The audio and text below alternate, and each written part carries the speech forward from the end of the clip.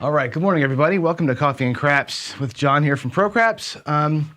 Yeah, it's Monday of DiceCon week, so we're about to get headed out to DiceCon, and I may get some practice sessions in this week and kind of film some things. We'll see how that goes. I got a lot of stuff at work that I got to clear up before I get out of here, but before that, we're going to do our morning 4-roll to goal thing. So let's get out here again, and we'll do. I think we'll do it again. We'll just do 320 across, which seems to make the most sense to me to get the coverage that we want to here. There's the 300. We'll get 20 bucks here. Ba-boom, ba-boom. And we'll leave our 55 in the rack. Maybe what I'll do is let's get the hard ways. Let's go ahead and grab 25 bucks here, and we'll get the hard ways. And I'll go higher on the 6 and the 8 than the 4 and the 10. And that's going to be it. We'll get a point established. I'm going to use the whites today. And we'll get a point established. We'll get 4 rolls in and hopefully have a better week at this than we did last week. There's a 1, 2, 3 coming out. Let's get one established, shall we? There's a point's going to be 9. We don't care about the point. We just want to get 4 payments, and I'll pineapple press this thing if I can get them. We'll press inside out if we can. So let's just go ahead and get. let's have a good start to this thing, shall we? Boom. Here's the first one coming out. It's a 5, 325. So that'll pay 70 bucks. 50 pays 70, of course. And let's get the 5 and 9 up to $75. Actually, we'll go inside. We'll take the 6 and 8 rather, up to 90 each. And I'll take the extra reds, and we'll get the 4 and 10 hard ways evened up. So we have 10 bucks on all the hard ways. There's roll number 1. Now we'll press the 5 and 9 if we can get them. Here we go. Dice are going to be out. Boom.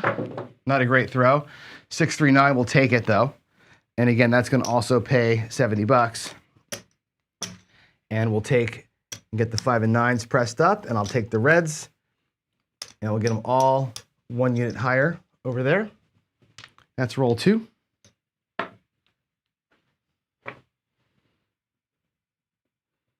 Okay, here we go. We're set and we're out. 6-5 yo is a wasted roll there.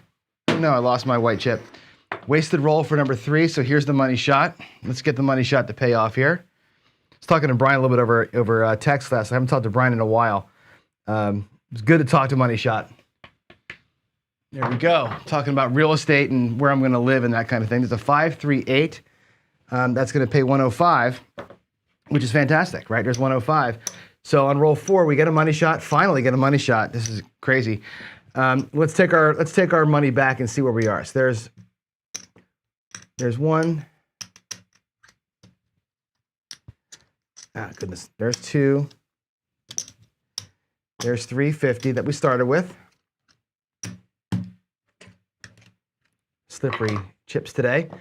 And we've got 1. I'll take these back too. I need the hard ways didn't hit for us, which is actually I think I lost the easy 8. So I'll take that money out of the list, out of the rack here. 2, 3, there's 75.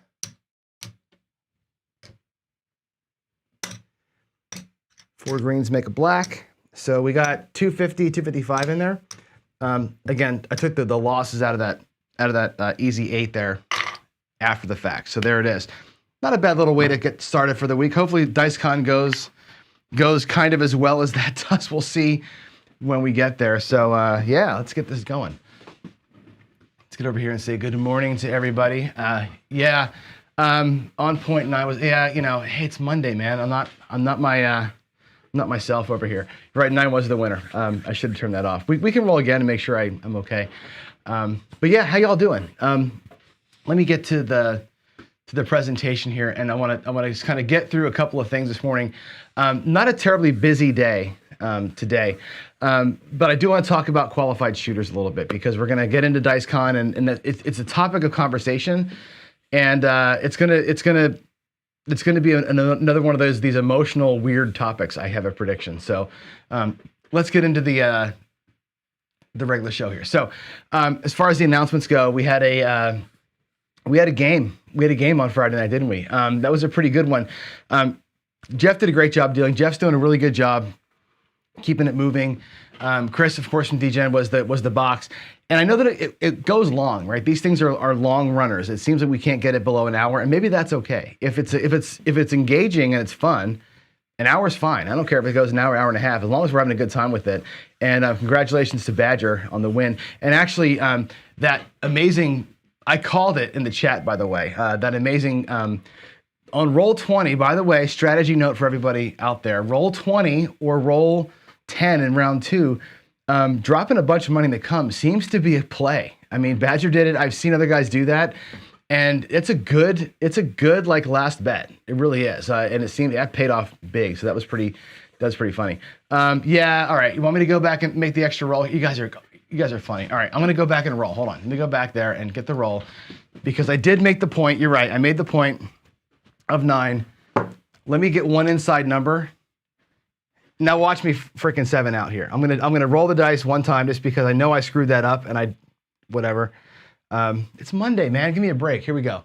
Watch this be a freaking 7. It's a 6. So I paid myself on the 8. I just rolled a 6. So after the point would have been established as the 8, I wouldn't have got paid there.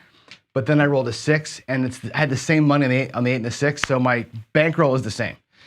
So we made it through. Hope that makes everybody okay with what I did there. So yeah, we're good. The point was 9. I made the point. Puck goes off. The next roll was an 8, which I paid myself on. I shouldn't have. New point is 8. I just rolled a 6. So we're all okay. I think the rack is good. Anyway, wow, there's a big delay. I'm sorry about that. I'll turn this off in a minute here. I don't know why this delay keeps happening to me, but it's the last couple of days I've been trying to do some recordings and I'm getting this weird vocal delay. I don't know what the hell's happening. My computer's fans going crazy, so something's running amok. Anyway, Craps Chat's going to be next Sunday or Sunday the 28th. So after we get back from DiceCon is Craps Chat, and yeah, that's really it. Nothing else really heavy duty going on, other than this. I think. Let's see. Craps for the Cure. No updates here. Craps for the Cure. I was out for the weekend, as you know, so I didn't talk to Ian at all. I don't have a sense of where we are right now. We're going to try and get a call this weekend. A little conference call and see if we can't get some of the details ironed out, because I think Ian wants to go to the casinos and start doing the negotiating. So we're going to start getting that taken care of now. California, I can go with my day, right? It doesn't it feel like there's something wrong when like left the matzo ball out there. That's funny. Anyway, a lot of cool plans for this thing, and some things I'm rolling out the YOLO, the challenges. I got a lot of plans here. We might spend a day or two coming up here just doing like one of the plans for the dice for the Crapsathon. Every day I'll roll one of the plans out and we'll get a sense of what that could look like. So the Pass the Rack one, there was some confusion. I talked to somebody and I maybe I didn't explain well enough what the Pass the Rack is going to be for the Craps for the Cure thing. And here's how I'm picturing that, by the way. I'm picturing like the rack is empty, right? We have a fake rack. I'll bring one of my racks and we'll put everybody who wants to do it has to donate $100. So like, let's say it comes to me first. I put $100 in the rack and I play the rack until it gets to 150. Then I pass the rack to, let's say, Buckeye. Buckeye takes that same rack with my 100 plus the 50 I won in it. He adds 100 to it. Now it's 250. He has to roll that rack up to 375. Like that's the idea, is like, if you want to play the rack, you got to put $100 into the rack of your own money. That's your donation. And then you shoot and build the rack with casino money. You follow me? We pass it along. So if you're going to play Pass the Rack with me at the Crapsathon, it's going to cost you $100 to get into the rack. Then you play it for as long as you can make money with that damn thing and pass it around. Ideally, we start with my 100 at the beginning, and then by the end, when 12 guys have gone, the rack's going to have a couple $1,000 in it, and that goes to the charity. Does that make sense? So I want to. It's not like we're taking money out of the rack. I'm never taking money out. It's always money going in from us or from the casino. And I want the casino to match that money. So whatever we win, I want them to match it. So if we win $2K around the table, it's a $4,000 donation. That's the idea behind Pass the Rack at the event. So I'm doing a lot of things like that where I have plans of us putting money in, not taking money out, and we're just going to play with it and let the casinos sort of give them a fun way to match the winnings as we go, because it's going to make it fun. So there it is. That's the Craps for the Cure update. And the last thing I'll talk about before we get into the content here is I want I want to talk to Midmo Yo directly, dude. So Midmo Yo, as you know, here he is. Midmo Yo has been starting a here's the deal kind of series, which I think is a fantastic idea. He's asking some pointed questions, and here's the question for this week or I'm not sure if you're doing it once a week, but the current question is, what do you do when your partner is like literally done with you?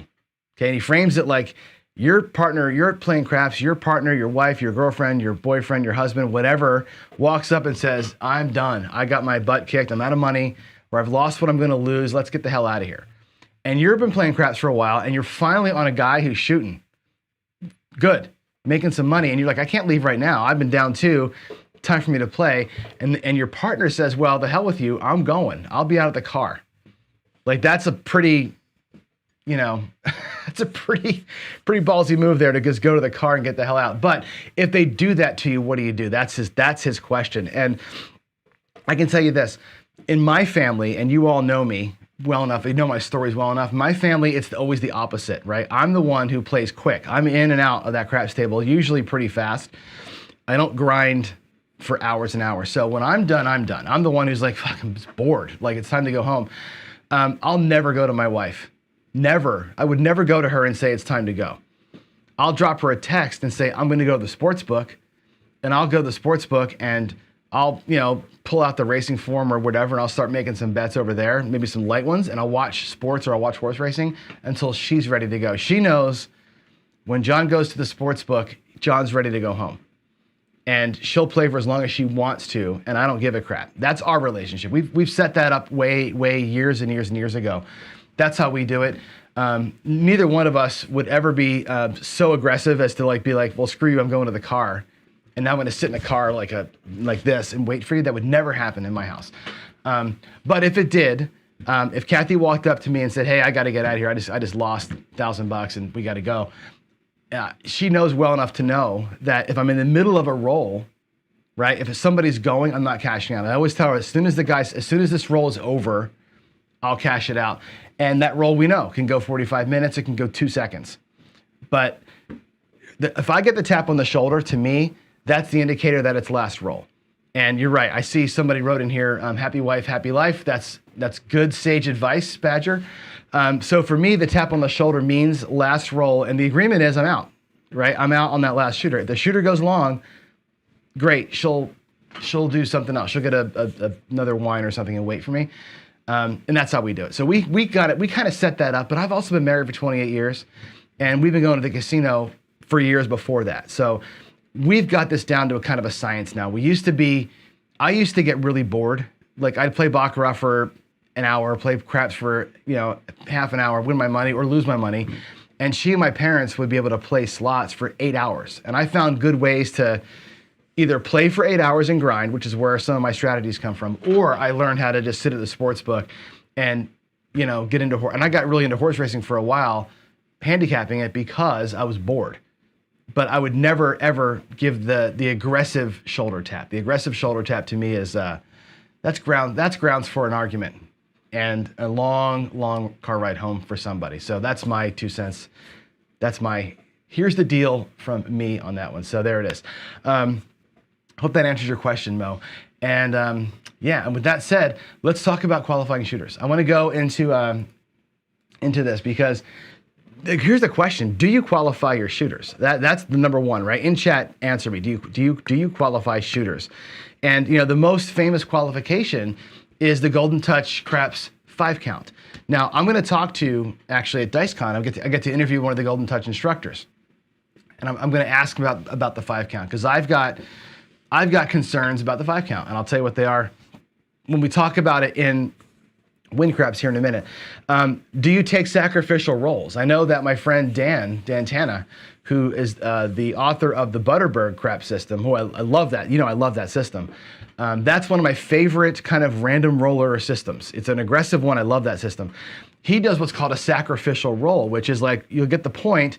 All his bets are off for one roll, just to avoid that crazy 0.7 out, and then he goes in, right? Would you call it a qualifying the shooter? No, I think he's just trying to avoid disaster there, because disaster comes as a lot on that one shot. Do you sacrifice a roll for that? Do you wait for a repeater? I've played with guys who won't bet until somebody hits a number twice. Like basically a virtual come bet has to pay in their mind before they go out there. They want to see the shooter prove that they can make a point, right? Brian does this. Brian at Hawaiian Crap Shooters, for the longest time, their hedge strategy was, let's go out with a $100 lay 4 and a $30 6 and 8 or $18 6 and 8. And they qualify the shooter by saying, if you can prove you can hit the 6 or 8 2 times, right, before the 7, the 4 covers that, the 7, the 6 and 8 cover each other. If you can do that, then we'll spread out and play on you. I've seen people bet on themselves differently than other people. Like, and again, we're going to talk about the idea of random shooters versus dice influence shooters, right? Here in a minute. But people who bet higher on themselves but still huck the dice like Greg at 555 Craps doesn't make any sense to me. So let's take a look at what does it mean to be a good shooter? And again, I'm going to definitely challenge you here, okay? I know we've got people in the audience that do not believe in dice control, okay? When I get through this, and I want your comments. I want you to let me know, hey, what do you think about this topic? But I do not want you to say dice control is bullshit and that's your whole comment. That's lazy. Don't be lazy in the comments. Don't be lazy in the chat. Don't say everybody who's random is a chicken feeder and don't deserve my money, because that's also a lazy comment. Give me some thoughtful adult thinking here. Do you believe in dice control or not? If you do believe dice control is a thing, and you want to then therefore qualify a shooter, what does it mean to qualify a shooter? Are you looking for somebody's set that they're using? Are you watching their hands? Are you looking for their stroke, their landing zone, the angle of attack in the wall, how hard what are you looking for? Like, if I'm a guy who I'm kind of on the fence with it, right? I think dice control or dice influence at least is potentially possible. So I'm looking for keys from guys and saying, well, I like the way that guy throws, right? In my brain, I'm saying, if this works, he's doing it right. I'm more likely to put an inside bet or two on somebody I've never seen throw before if I like what I see, quote unquote, from the throw. If you believe that dice control doesn't matter and it's all random, then why are you qualifying a shooter? Like, that's the question I've got. Like, why qualify? If every throw is random, there is no such thing as rhythm, there's no causality between dice throw 1 and dice throw 2, then is there such a thing as a good shooter at all? And if not, because there wouldn't be, if everything is completely random, then why qualify a shooter? That's the question I've got for you. So why would you qualify? In my opinion, qualifying shooters is wasting rolls, right? I don't love wasting rolls if I can help it. So let me go to WinCraps real quick. I want to show you a really quick comparison before I go roll some dice. Let's go to WinCraps, and I'm going to give me a minute here to get to it. Let's go there, and we'll go here. All right, there she is. Let's go to the screens here. I'm going to show you what I wrote for you. I wrote, actually, I didn't write, I stole. I have a couple of scripts here that I think are interesting. One is going to be, let's get this thing spread out. One of them is going to be the 3-point Molly, which is super simple. The 3-point Molly system, I'll zoom in to the font here if we can. Let's see. Can I zoom? It's got to be Control Plus, right? It's a Windows. I'm not used to Windows. So the 3-point Molly is this. It's going to be basically, if you're a come out roll, you're on the pass line.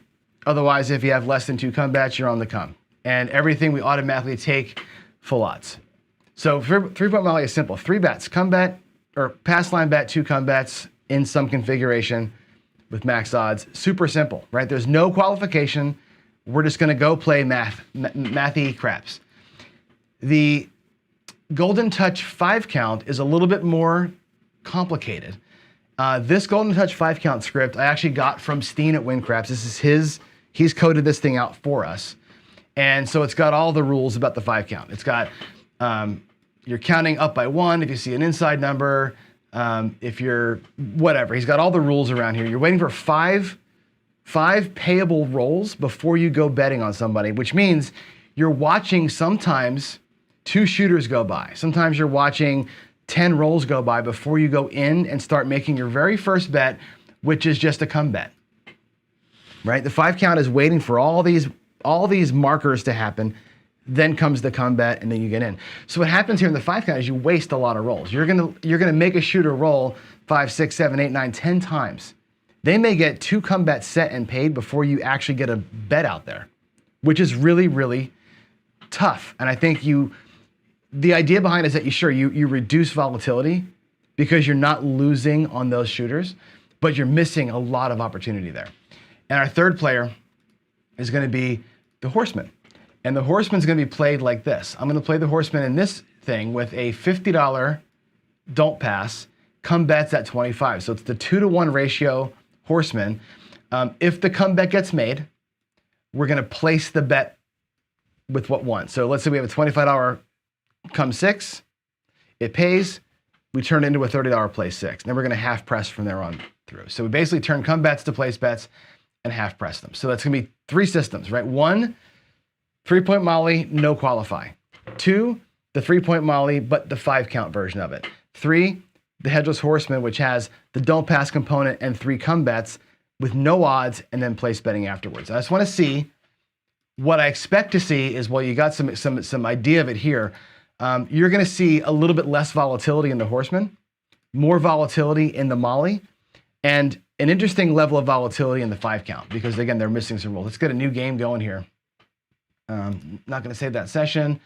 And let's run this a couple of times and we'll just get kind of a sense of where these strategies compare. Let's go ahead and hit the button here. And I'm going to stop it real quick before we get to 0 here, before we do anything else, because we know what's going to happen. Somebody's going to go bankrupt here in a second.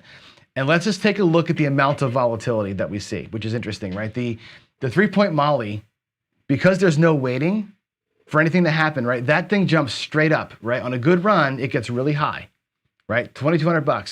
They doubled their money. The Golden Touch Craps, you can see here this whole length in the beginning. Look at all that. There's like 4 or 5, maybe 15 rolls in here where they did no betting. Waited for a qualified shooter and then jumped in and got some money. And then down here, look at this. They experienced this loss differently than this guy did because they waited until roll 4, 5, or 6, got in, and then the 7 comes because the 7, as you know, averages every 6.5, 7 rolls. The Horseman, very low volatility. We're not making a lot. We're not losing a lot. We're just kind of inking along over in here. It will catch a run, but it's relatively safe the way that we're playing it. Let's finish this out and see who loses their money first. Well, right now, the Golden Touch Craps is at 0. The 3-point Molly is still up, and the Horseman is working his way down to nothing.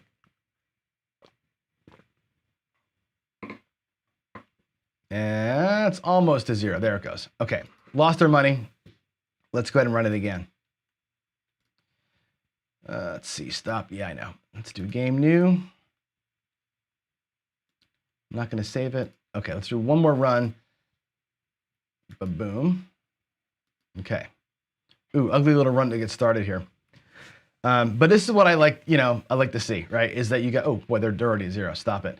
So the Molly had a bad run here and went right to 0. Look at that. They went to 0 in about 200 rolls. They went to 0 quick. Didn't make a ton of money. The GTC is at 0. They're about to be at 0 down here. And the Horseman is still galloping along, right? Not making a lot of money. We're edging along here, waiting for a good run. The Horseman is designed to, again, make that long run work, but not long or short, but not the mids. So there you go. A little less volatility in here, higher volatility up here. Big home run potential in a Molly, right? I think the Golden Touch 5-count to me, although it is less volatile overall, it still goes to 0 a lot of times before the Molly does, which is, I think, fascinating. Let's do another run. Clear it out. No saving. Let's run it again, and then we'll get to the table.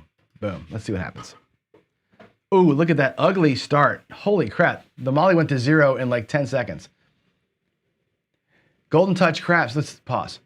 The 5-count, actually. So the Molly went right to 0. You see this here? It went right down to 0. Where the GTC, if you look at that flat line, that same section, that same first section here, this flat line, didn't bet when it was ugly. So these people didn't quote unquote qualify themselves, and GTC just skipped them and went into the battle. The Horseman doesn't give a crap. It's just kind of, these are like those 0.7 outs. We're okay here for a little bit of a spike, and then we're riding the wave a little bit. So you'll see, again, less volatility here the way we're playing this. More volatility in these two, and it's about the run you catch when you catch it. These are so much more susceptible to that 7 showing up and taking everything. This one's susceptible early. This one over here, you go out with a come bet on roll 9. Roll 10 is the 7, and you're basically out of cash. So the volatility doesn't matter in terms of timing, right? I think wasting rolls is a tough one, even though this guy here went bankrupt that time. So let's come back over here. All right, take the glasses off. So that's that. I did see a note here from Midmo Yo, who says he made a video on qualifying, which is cool. I want to see that for sure. I know Jeremy from Color Up has done a full video with the whole 5 count. He played the whole 5 count to show you, and it can be a little bit boring, right, to play the 5 count. Never Say 7 says this. Anyone experienced with locals saying you have to have action to stay at the table? My local, one of my locals right now, requires, and I've only seen this on busy tables, believe it or not. When I'm there kind of with just me and a couple of people, they don't really enforce it very much, but they're requiring us to have a line bet on the person in front of you. Not everybody, but just the person preceding you. So if you want to bet, if you want to get the dice, you gotta have a bet out on the person in front of you. I think it's going in that direction. I know in Oklahoma there's an ante for craps, which I think there's a reason for that, where everything has to be a card game or something. It's something in the law. But yeah, out here, we're seeing some of that. We're seeing some of the, you have to have a line bet, at least on the shooter preceding you, so you can shoot, which means, you know, and again, at a $5 minimum table casino, it's not that big a deal. In money-wise, it's a big deal. In my opinion, it's a big deal philosophically. Like, theoretically, that's not good for me. So yeah, it's definitely a thing we're seeing. And I really feel like you're going to start seeing more and more of that all around the table thing. I think you're going to see that thing kind of roll around the table, where casinos are going to start requiring bets you can't skip. So, you know, what we just saw, the Golden Touch 5 count may not ever be a thing that you ever get to use. So, so there it is. All right, let's go back to the table and play a little bit. Let's go back there, and let me get to the keynote, to the Zoom view. And give me a second here to get the roll tracker reset. Let's see, where's the roll tracker? It's going to be here. Let me clear it out. We'll get it reset. And yeah, let's play a little bit. I'm not sure what I want to play. I think we'll just play some come betting. I mean, honestly, like I said to you before, my walk-ups are, generally speaking, a little bit of come betting. And that's how I like to play. I like to get in there and sort of ease into it. Let's just do like $500. 2, 3, 400. We'll do $500 worth. And let's just ease in a little bit with some come bets, and we'll kind of convert them to place bets and start pressing a little bit. Maybe we'll do like a little 3-point Johnny style of play here, which I think is kind of a fun way to play it. Again, it's not hugely volatile because we're safe. I try and keep that thing a little bit safe in the early stages of it before I go in heavy with the odds.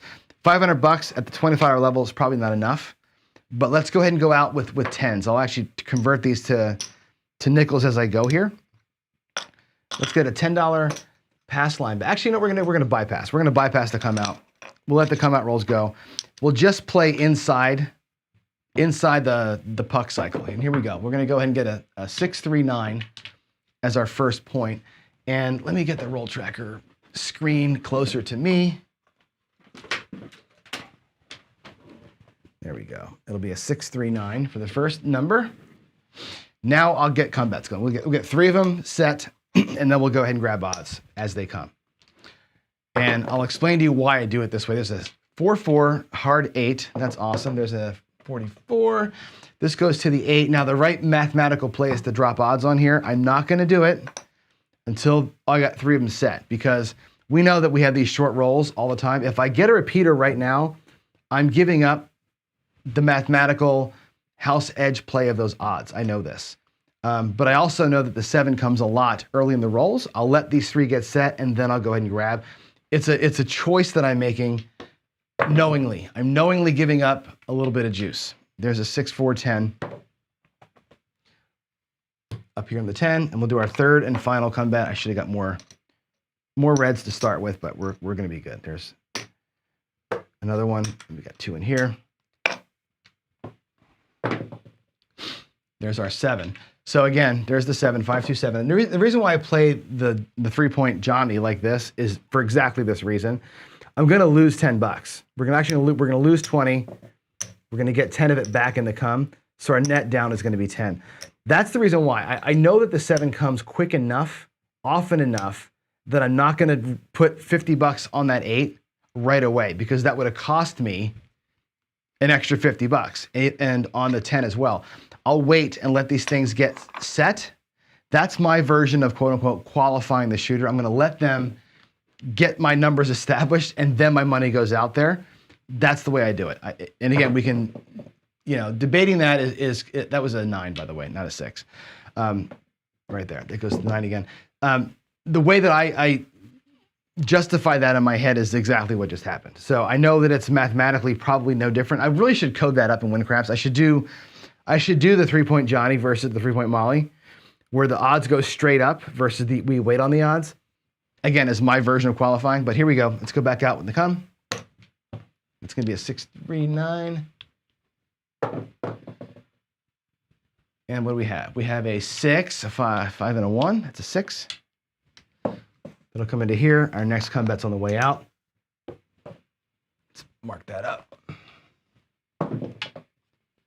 There's an 8. Oh, this is going to cost us a bunch of money here in a minute. There's a 4-4 hard 8. And our third come bet is on the way out. It goes to the 9. Cool. So all 3 are set. 5, 4, 9. Now here's going to be the ballsy move. And what I'll do here, I'm going to go a little bit lighter because, again, it's early in the roll. I have a small bankroll. We'll go ahead and grab not quite full odds on everything. We're going to go ahead and grab, I'll just do 1x on the 9 and quarters on the 6 and the 8. I'm going to work my odds on the come out. I always do this. It's kind of a head scratcher. If you got to come out 7, you're doubly going to get screwed here. But when you have a chance to get a 0 house edge payment, take it. Right? Let the odds work on the come out, right? You got a 16% chance of losing all of this, which sucks, right? You're basically an inside place better right now with your bets working. But I think it's the right move to make. I really do. Of course, it's the right move to make to me, but then I roll a 7. So there's the 4, 3, 7. It all goes bye-bye. But I still think that's a power play that I like to make. I'm not super aggressive most of the time, but that's one time where I definitely go out with both barrels on that deal. So there's that. We'll come out again. Let's get an 8. So far, we gotten paid on anything? Not once, right? Just that one early 7. Let me get some nickels here.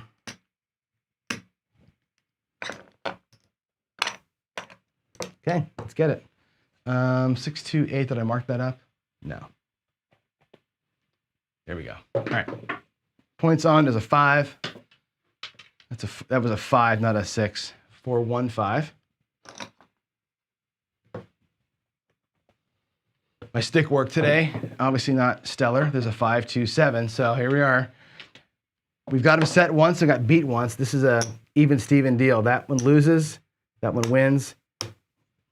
Out of the hand and try it again. There's a yo.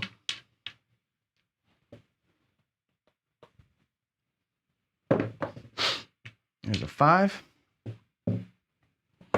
And again, this is me qualifying the shooter, right? Qualifying means I'm going to bet on every single roll. I'm not going to waste a roll, but I'm also not going to burn extra bankroll until I get them all set. Prove to me that you can get them all out there at least. And let me get my damn bet set. There's a 4, 3, 7. A lot of 7s today. 4, 3, 7.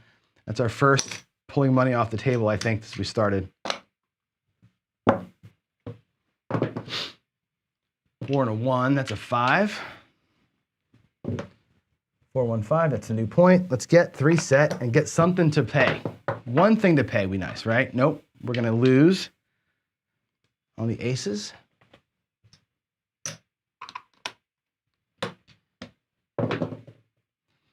All right, right back to the 5. So we're on the 5. Puck is off. Now, here's that deal, right, where I don't put odds on the numbers until I get 3 of them set. So we're going to let that guy sit there for a minute. I'm not going to odds on the come out roll here. And again, until I've got them all taken care of. Here we go. Did I mark that up? I didn't. 4, 1.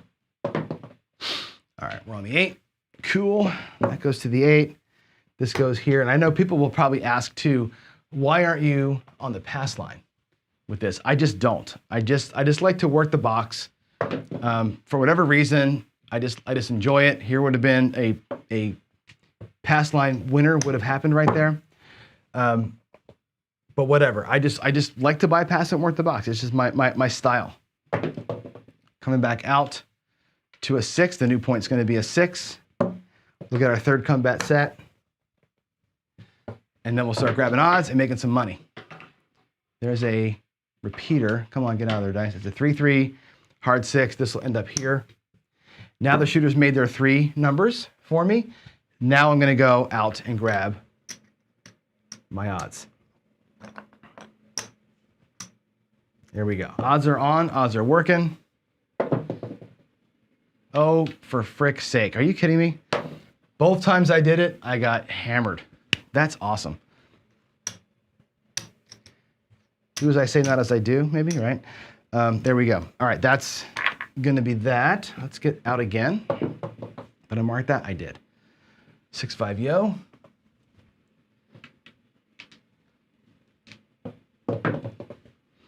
There's a 6-1-7. That's a 7. 6 and a 1.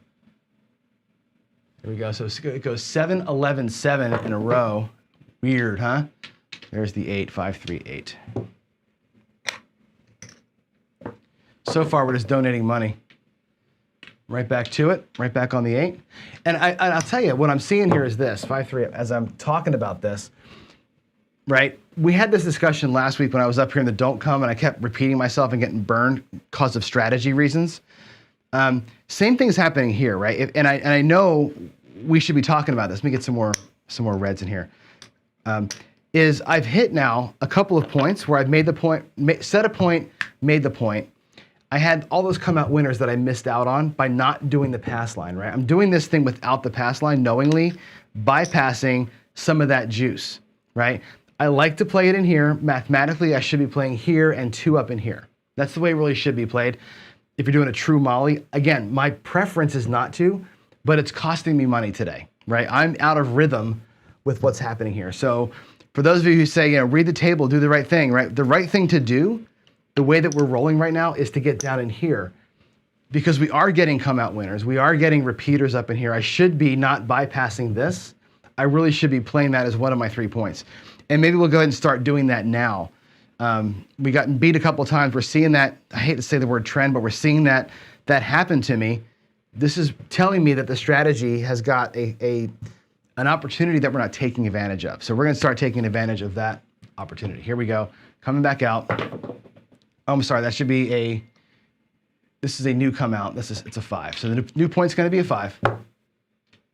We'll get another come bet, which will give us 1, 2, 3 points. And then we'll start with the odds. We'll do the same thing as before. And there's the frickin' 7. Good gravy. 4, 3, 7. This loses and pays. That just loses, and we are just completely out of our rhythm. Remember last week, we were talking about the idea of following the puck. Remember that whole discussion? Where now that we've 7'd out, that bet ought to go here, and we're going to baccarat the lines while we're doing up in here. That's a different way to do this, right? To baccarat the lines is an interesting way of kind of chasing this. We're going to stay positive, though. I'm going to stay in the system and let this thing play itself through. But just as a note, that's a thing that we could be exploring. There's a 4, 3, 7. That's our second ever payment on this table. That'll come back. And what I'm actually going to do here is we'll go up by 1 unit down there. Our first chance to get a little bit of extra. 3, 2, 5. Come bet 1. It's a 7. Wow. That'll pay, that'll lose.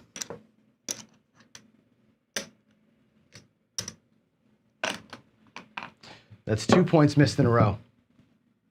4, 3, 7. 2 points missed in a row. Let's head back down there. Again, we'll just stick to the system as is. 5, 3, 8. Let's see, this is going to be the case where we see, was this the right call to make? 5, 3, 8. Let's mark that up. And I got to check the time. I got a hard stop here at 8:55. So I got about 4 or 5 minutes left to go here. There's another one. My goodness gracious. I feel like I'm channeling Jeremy today or Greg or somebody. 527. That's another one. There's a payment there and a loss here. It's 3 points in a row that are missed, right? And I keep saying it. If it's me reading the table here, we would have been here 2 rolls ago, right? But again, we're playing the safe mathematical comeback way. We're just going to stick to it and see if we can't work our way out of it. This is what WinCraps was doing. So we're just going to do the exact same thing that WinCraps did. This is that high volatility that we saw. There's a loss out there. I think I marked that as a 2-1. It was a 1-1. We're going to get that right back. Stack it. Then I mark the yo, 6-5 yo. All right, 5-4-9. Let's do this. Come on. 3-2-5. Good, we got one set at least. 3-2-5.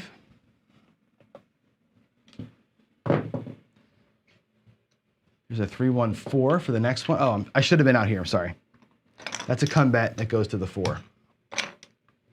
And our third one. Actually, that is it. That is our 3. We have our pass line, our 2 combats. All right, so our odds. We'll go light there.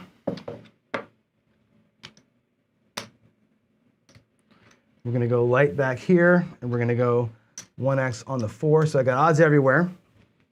That needs to be even. Let's go with 20 back there and 10 on the 5. That's how we'll do it. All right. Here we go. Let's get a number. Did I mark that last one? I did. All right. Oh, my God. The dice are telling me to run 5-2-7. Look at that. We haven't taken a thing off this table. Right? We haven't taken a thing off this table. I told you that come betting is safe, and look at me. I just lost all my money. All the mathematical best ways to play have taken every dime I've got in my bank. We'll do one more round here, and then we'll get rolling. So let's go with, hold on a second. Make sure I'm not getting pinged for work. Okay, we're not. All right, here we go. Let's do, I need to get 50 bucks in reds. There we go, 50 in red. Puck is going to be off. Again, we're going to stick to the right side, even though it's eating our lunch. 6-1-7. We'll get paid, and we're going to stack. I'm going to try and be aggressive where I can. 6-1 there. And this is a 4-1-5. That'll be our point, a 5. Let's get in there. 3-1-4. Don't love a 3-1-4 for a comeback, but you get what you get with the dice, right? Here we go. Coming out. There's an 8. Okay, 4-4, 8. All right, now I got my bet set. Let's get some odds out there. We'll get some odds on that 4. We're going to go aggressive on the 8. We'll take 5x on the 8. And we'll do 30 on the 9. And that's going to be it. We'll let it roll out. Whatever happens here, and we will be done for the session. So what I will do also, by the way, you know me, when I play the Molly or the Johnny, if I get a comeback to pay, we're going to start picking up place bets. There's a 6-5 yo.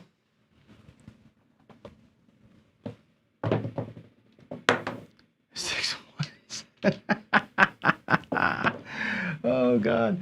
Look at that. Donation station today. It is the donation station. This is great. This is like keeping those casino lights on this morning. Okay, that's it. We're down to $100. We went from 500 to 105 in about 11 minutes, which ain't great, but it is what it is, right? So this basically is the WinCraps script that you saw earlier, right? When the 3-point Molly went down in flames early, that's exactly what that looks like on the table, right? WinCraps does it, you go, oh God, it's the RNG. Well, the RNG sometimes mimics reality. And if you take a look here, let me zoom into this other view here for you. Let's do, not that one. Let's do, sorry for the, where's the, hold on, I'm sorry. well, I don't know why we can't see it. Second monitor full screen. Is that the one? Close enough. This is the roll tracker data from what we just did. Look at that SRR, 3.31. So the sevens, look at the red in the roll tracker. Good Lord. You can see the big middle finger that the sevens are giving us here in the middle of the this is not a bell curve. That, my friends, what you call variance in a big ass way. That's a huge variance, right? Everything was below where it should have been. The box numbers were below where they should have been. The horns were below what they should have been. The outsides were below what they should have been. The only thing that outperformed was hardways came a little bit more and the insides came on schedule, but almost no repeaters, man. That was brutal. That was so brutal. But I think it's good, right? I think it's good to see brutality like that because it happens, right? That's the variance that you see. And you know, the mathematical ways to play aren't always the winners, right? You're going to get hammered on some of those things sometimes, right? That's going to happen. That was a bad run. That's the kind of day where the horseman would have been great because all those early sevens, we'd have been making money the whole way in the horseman. Other days, the horseman gets pounded, right? Because it gets out of rhythm and you get the point hit and then you 7 out in the come out roll and you just get worked, right? Rhythm is a thing. And we talk about it a lot, but rhythm is a real thing. And today, rhythm against us, right? But as you see on the WinCraps graphs that we saw, sometimes that same strategy, the rhythm, is insane. So there it is, all right? I'm gonna go through real quick, because I have a thing I can't be late for work today. So I'm gonna check for any comments that you've all left me, and then if not, I'm gonna run. If we did a pass the rack at the thing, I think a stop loss has to be 50%. Because we don't want the rack to go to zero. Remember that at the charity event, because it's for charity, right? We don't want ever to go to zero. So I think we have to put a 50% stop loss on the rack as a hard rule. To be fair, I think that's the way to do that if we do that. So that makes sense. Take the dice back to Monopoly. That's awful. Ian says, stop the violence. That's pretty fun. That is hysterical. What a day, right? What an ugly day. But it happens, right? And I think when you talk about qualifying shooters, let's get back to the original topic, right? Qualifying shooters, the golden touch way is not to bet until somebody gets 3 bets, 3 numbers set, right? Golden touch would have never bet on they might have placed 1 bet the entire day, the way that was going, right? The horseman way is to bet early, heavily on the don't. So in those crappy rolls, you're getting some money. The 3-point Johnny way of doing is try to be safe. Get those come bet set in some kind of a safe way so the early 7 doesn't totally destroy you. That's why I don't put odds on early. I put odds on late. We just got, come bet set, come bet set, come bet set. All the odds go up and the 7 comes. No repeaters. But it's a way of qualifying, which is like, let's go light, and then we go heavy. So am I qualifying shooters? Sure, I guess you can say that. And there it is. That's it. I got to get to work. So y'all, I'm going to do a quick bow out here and just say my normal, thanks for watching. Thanks for everything, right? Even those of you who don't agree with me all the time, I don't care, right? I love y'all. And I appreciate the pushback. I appreciate the feedback, the comments, all of it. Thanks for being subscribers. Thanks for watching. And I'll see you tomorrow morning. We're going to have a regular week of shows. I don't leave for DiceCon until Friday night. So normal week of shows. I have some fun stuff planned, more like this. I'm going to WinCraps it every day this week. I want to show you different things in WinCraps to check out some different ideas. Really, I want you to see how I code WinCraps, not so much the results. The results are interesting, but they don't tell the whole story. So that's it. Y'all have a great Monday. I'll see you all tomorrow. Again, if I go to practice tonight, I'll flick the camera on and do it live. We'll see how it goes. Have a great day, everybody. Bye.